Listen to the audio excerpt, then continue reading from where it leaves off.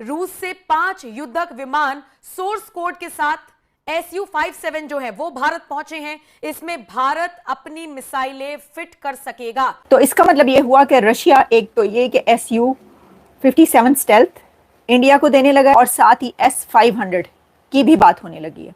America बहादुर चूँकि भारत को और किसी तरह से पीछे नहीं कर पा रहे थे, तो अमेरिका बहादुर ने पैंतरा बदलकर अब ये कहा है कि साहब कि आप हमसे F-35A ख़रीद लीजिए।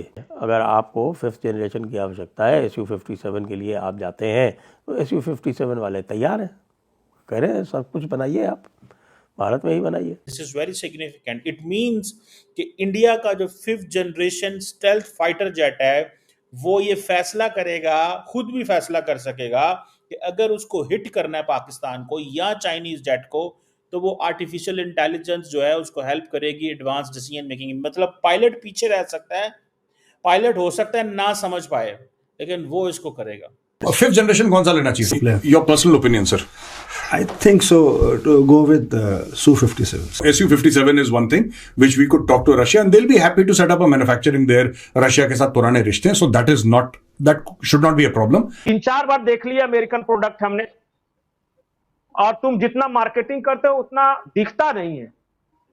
फिर हमारे पास आया Su-57 का, और रशिया ने हमें कुछ ऑफर दिया जो कि अमेरिका नहीं दे रहा था। दोस्तों नमस्कार। जब से भारत ने पाकिस्तान के 11 एयरबेस तबाह किए हैं, तब से दुनिया में हथियारों को लेने की होड़ सी मच गई है। भारत की ब्रह्मोस मिसाइल की डिमांड बहुत ज्यादा बढ़ गई है और भारत भी मेक इन इंडिया प्लान के अंदर 5th जनरेशन फाइटिंग जेट बनाने जा रहा है, जिसे अभी कम से कम 10 साल लगने वाले। लेकिन उससे पहले हमें 5th जनरेशन फाइटिंग जेट तो लेना ही पड़ेगा, क्योंकि कुछ नहीं पता कब पाकिस्तान और चाइना से फिर जंग हो जाए। इसलिए अमेरिका अब भारत के पीछे पड़ गया है कि हमसे ले लो F-35 जेट, जो काफी एडवांस माना जाता है और दुनिया में सबसे महंगा है। और अमेरिका ऐसे दिखा रहा है जैसे कि हम पे कोई एहसान कर रहा है ये बोल के। इसलिए भारत ने ट्रम्प के इस ऑफर को ठुकरा दिया है और रशिया से Su-57 और S-500 डिफेंस सिस्टम एक साथ लेने का फैसला किया है। और साथ ही साथ रशिया ये भी कह रहे हैं कि हम इसका सोर्स कोड भी देने को तैयार हैं और इसे भारत में बनाओ, जो कि भारत के लिए एक बहुत अच्छी खबर है। इससे भारत को आत्मनिर्भर होने में बहुत हेल्प मिलेगी और तब तक हम खुद के 5th या 6th जनरेशन फाइटिंग जेट भी बना सकते हैं। इसके लिए भारत सरकार ने फंड भी इशू करना, अपने भारत से पंगा लेके बहुत बड़ी गलती कर दी।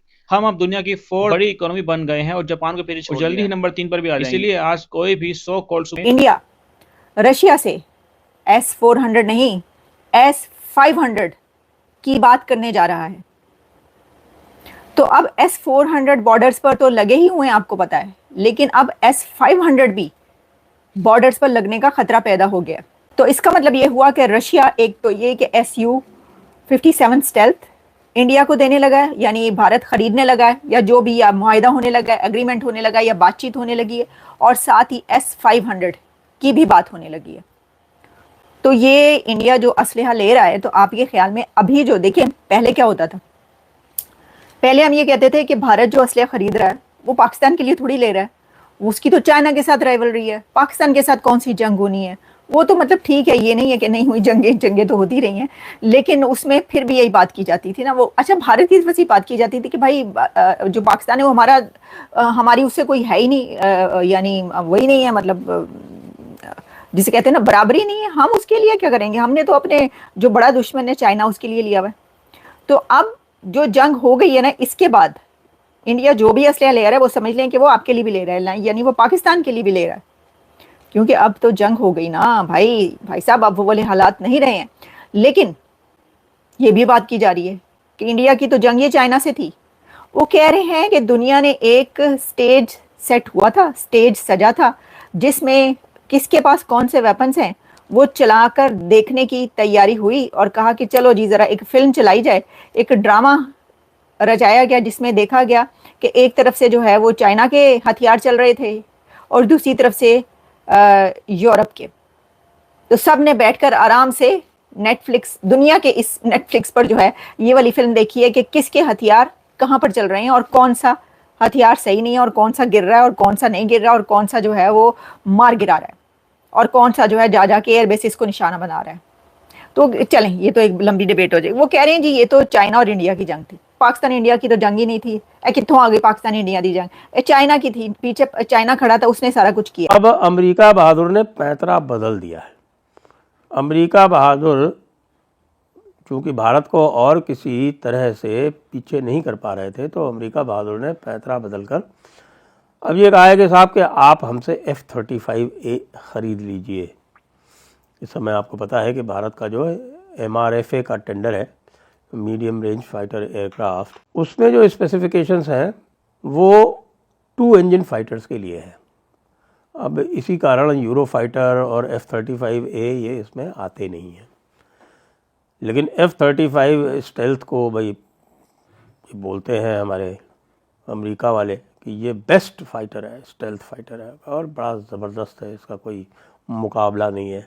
ये अलग बात है कि उसको ऑपरेट करने की कॉस्ट जो है वो दुनिया में सबसे ज़्यादा है, और जो उनके सिस्टम्स हैं उसमें आप चलेंगे तो पता चलेगा आपको कि आधे टाइम आप उसको ऑपरेट ही नहीं कर पाएंगे। आजकल की जिस प्रकार की एयर वॉरफेयर हो गई है, उसमें एयर वॉरफेयर में सारा खेल जो है वो BVR का है। BVR का मतलब होता है बियॉन्ड विजुअल रेंज।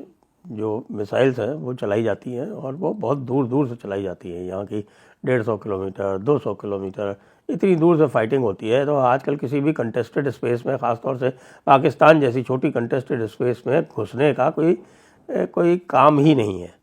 जो कुछ भी आपको अटैक करना है दूर से कीजिए, अंदर अगर जाना है तो उसके लिए आपको स्टेल्थ की आवश्यकता है। तो पाकिस्तान जो कह रहा है कि F-35 लेगा, स्टेल्थ लेगा, तो क्या वो हिम्मत करेगा भारत के अंदर घुसने की? और अगर भारत के अंदर उसको घुसना नहीं है तो वो स्टेल्थ वाले लेके करेगा क्या? वैसे भी स्टेल्थ डिटेक्टिंग रेडार्स आ गए हैं, तो स्टेल्थ डिटेक्टिंग रेडार्स इन F-35 को भी डिटेक्ट कर लेंगे। और पाकिस्तान जो है इतना छोटा सा है, वो बेचारे की 300-400 किलोमीटर तो टोटल उसकी डेप्थ है, और कहीं से भी भारत उनको उड़ा देगा। तो इसलिए भारत का जो MRFA प्रोग्राम है, मेरे विचार से उनको रफाल के ऊपर ही केंद्रित रखना चाहिए। और मान लीजिए यदि एयरफोर्स को लगता है कि हमको कुछ स्टेल्थ एयरक्राफ्ट की आवश्यकता है, बीच में 5 जनरेशन या 5+ जनरेशन की आवश्यकता है, तो फिर Su-57 के लिए जाना चाहिए। F-35 के लिए कतई भी नहीं जाना चाहिए, क्योंकि F-35 का है वो अकेले कुछ भी कर नहीं सकता। उसका पूरा एक इकोसिस्टम है, और इस इकोसिस्टम के इंटीग्रेशन आप F-35 से कर नहीं सकते, क्योंकि अमेरिकन आपको उनका जो कोई भी सिस्टम है उसको दूसरे से इंटीग्रेट करने नहीं देते। उसके कंपैरिजन में अगर आपको 5th जनरेशन की आवश्यकता है, Su-57 के लिए आप जाते हैं, तो Su-57 वाले तैयार हैं, कह रहे हैं सब कुछ बनाइए, आप भारत में ही बनाइए। दोस्तों, भारत ने आखिरकार 5th generation stealth fighter jet का जो प्लान है वो क्लियर कर दिया। और ये जो 5th जनरेशन फाइटर जेट है, इसका मकसद ये भी है कि जो इलेक्ट्रॉनिक पायलट पावर्ड जो है उसको बूस्ट करना बाय AI, ताकि जो डिसीजन मेकिंग है उसको एडवांस सतह पे लेके जाए। This is very significant. It means कि इंडिया का जो 5th generation stealth fighter jet है वो ये फैसला करेगा, खुद भी फैसला कर सकेगा कि अगर उसको हिट करना है पाकिस्तान को या चाइनीज जेट को, तो वो आर्टिफिशियल इंटेलिजेंस जो है उसको हेल्प करेगी एडवांस डिसीजन मेकिंग। मतलब पायलट पीछे रह सकता है, पायलट हो सकता है ना समझ पाए, लेकिन वो इसको करेगा। और जो नेट सेंट्रिक वॉरफेयर सिस्टम है for the real time combat coordination के लिए, वो भी होगा।